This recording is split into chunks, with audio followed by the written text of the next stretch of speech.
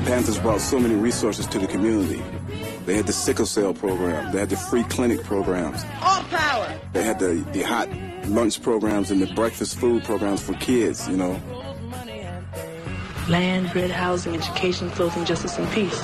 That's all on our 10-point platform program. The wants and needs of the people. People in the community started relating to it, and then their children started relating to it. It makes your teeth strong. They feed these kids, they feed the community. In fact, they have fed me. We used to patrol the community. Instead of calling the police, they would call us. Women used to cool their old man out just by saying, hey, I ain't gonna call the police, I'm gonna call the Black Panthers. And by this time, it was a national organization. We had branches in New York, Chicago, Oakland, which was the headquarters. Everybody knows about the Black Panthers, and they know about Huey and Eldridge Cleaves and those guys in Oakland. The world needs to know about Bunchy Carter. It's a whole nother conversation about who Bunchy was. He proclaimed himself Bunchy Carter, the renegade of Slauson. There's no really books about him. You don't see him on T-shirts. And here he was, some so-called nigger out to Slauson. You know, he's like the unsung true hero of Los Angeles, California, the whole community. Bunchy went to Oakland and met up with Huey and Bobby and David Hilliard, and they met Bunchy. They said, oh man, we got to have an LA chapter. Initially, when Bunchy started it, most of the people involved, a lot of the people involved were Slauson. Bunchy, he had personality, charisma. And I'm glad I had the pleasure to meet the people who knew him. The man next to the man, you know what I mean? Bunchy was, man. They said, no question, he was the smartest one, the bravest one, the baddest one. His mannerisms was street. But his mind had been developed. He became political. We called him the mayor of the ghetto. He had a natural ability. He was a natural leader. A lot of the members in the gangs, he was able to bring them in, re-educate them, redirect them. We would have dances every Friday night. We might fill the place up, maybe a couple of hundred people in there partying, sweating, dancing. And right in the middle of it, we'd cut the music off. Bunchy'd jump up on the table, start talking for maybe 10 or 15 minutes. He'd run down some history, some facts, and, then, people be stunned. They'd be like, wow. And then hey, throw the music on, and he'd get to doing the Philly Dog, and the party be back on, and, and then we'd come back that Monday, man, 10, 15 people lining up to join the Black Panther Party. That's the type of person he was. He exemplified, the leadership that we all needed. He had laid it down, and that's what we've been trying to follow for the years, to set an example so we wouldn't end up like the Bloods and Crips were. And it's not no gang or criminal mentality that we were trying to exemplify. This is not for you or your set. It was for your people. It was a huge and big and rich time in history.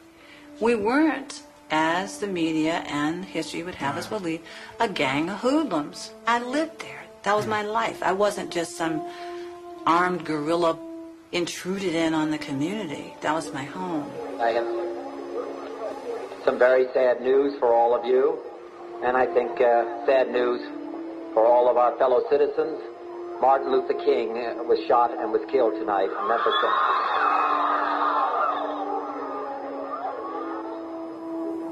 I don't really know who the leaders are. They're all dead. Martin Luther King, Malcolm X. It's like you can't be a leader for the black community if you're alive. I mean, you probably wasn't doing your job. In '65, most of your gangs segued into a political party. Like I mentioned, the Slausons went into the Black Panther Party. But then the other gangs, they kind of identified more with a cultural nationalist group called the US Organization.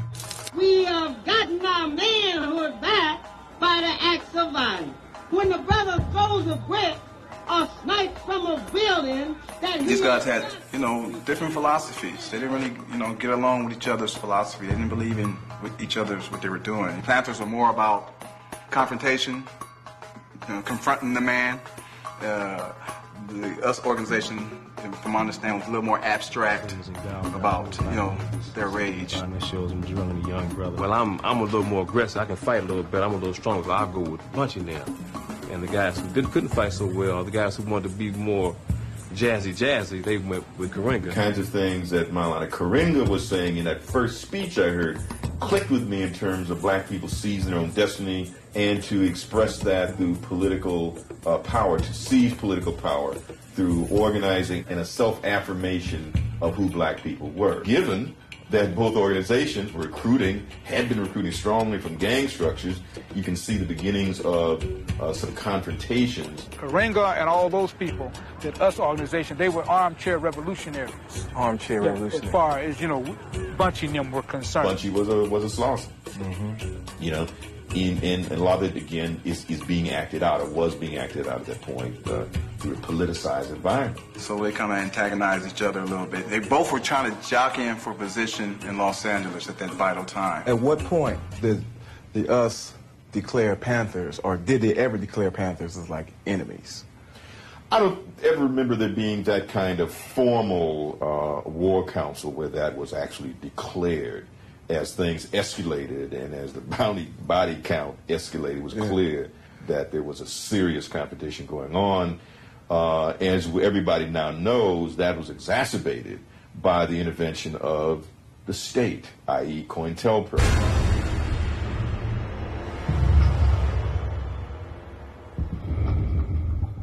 Vice President Agnew has called the Panthers a completely irresponsible, anarchistic group of criminals. Hoover decided that for some reason the Panthers were the most dangerous organization in the United States, even more dangerous than the Communist Party or the Mafia.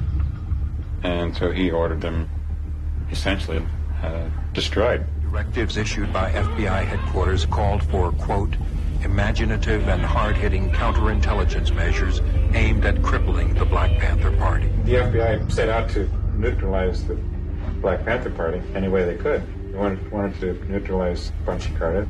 He used the term neutralize, but nobody ever defined the term. Neutralizing means a lot of things, including murdering.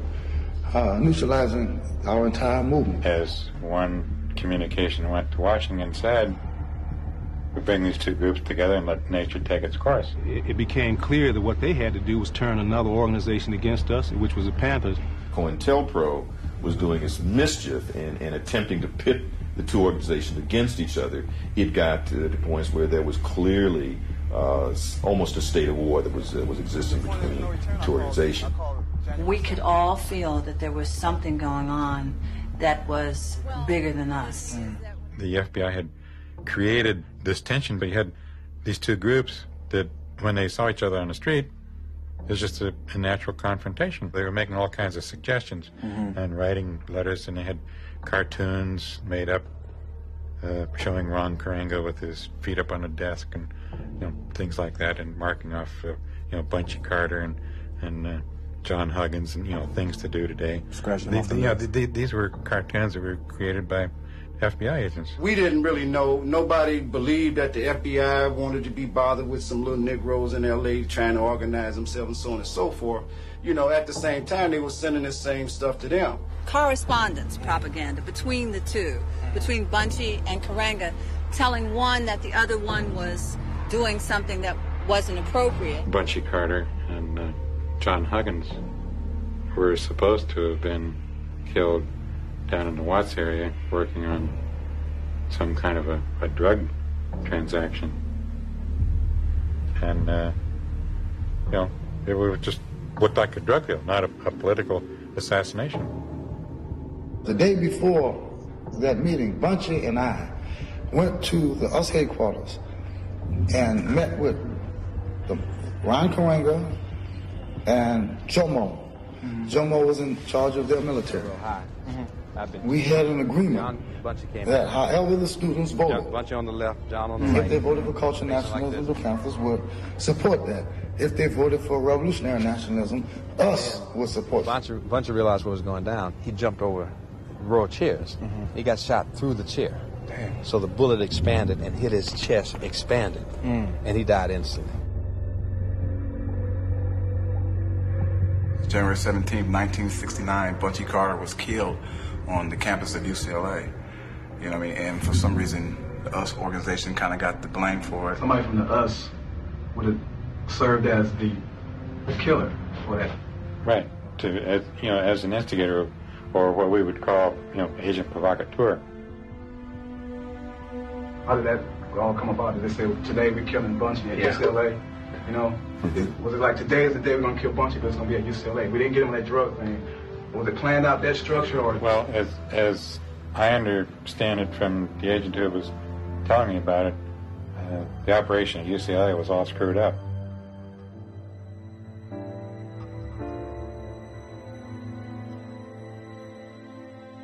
Incident at UCLA was manifested how, did you think? By the FBI. But at the time, we were naive and we thought that it was just another move by the US organization. There's a lot of what I call ghetto folk tales, you know what I mean? Some of it's true, some of it's not. Sometimes our own personal perspective kind of overshadows what really went on. I wanted to clear up what was really going on, you know, before my time, you know.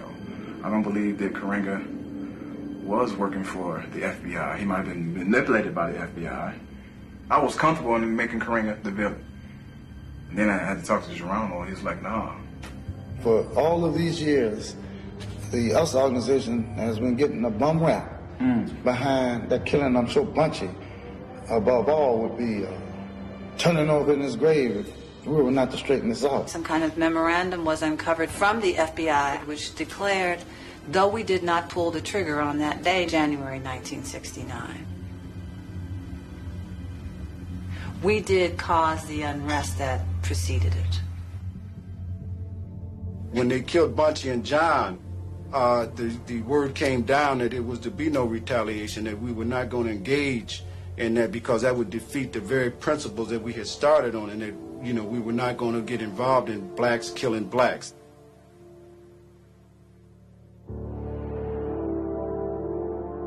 And it was hard not to break his rules, you know, because they took something away, man.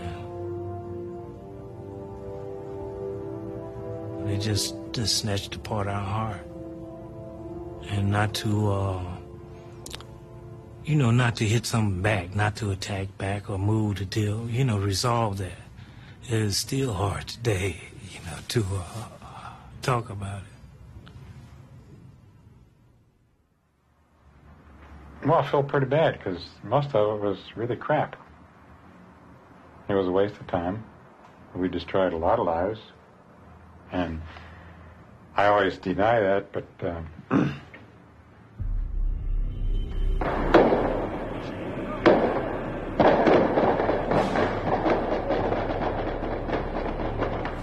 we had gotten word that they were coming.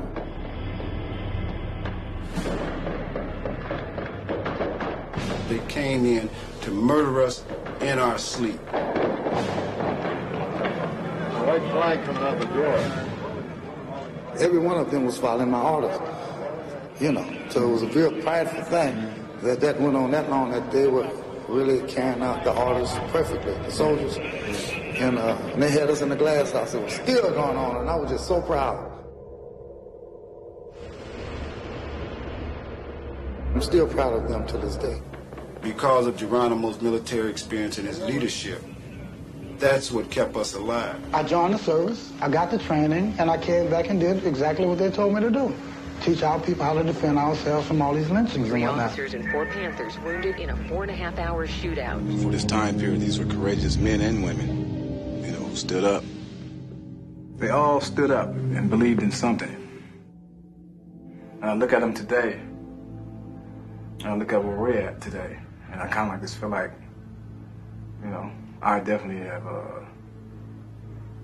you know, we failed. Our generation has failed, you know, to live up to what we're supposed to be.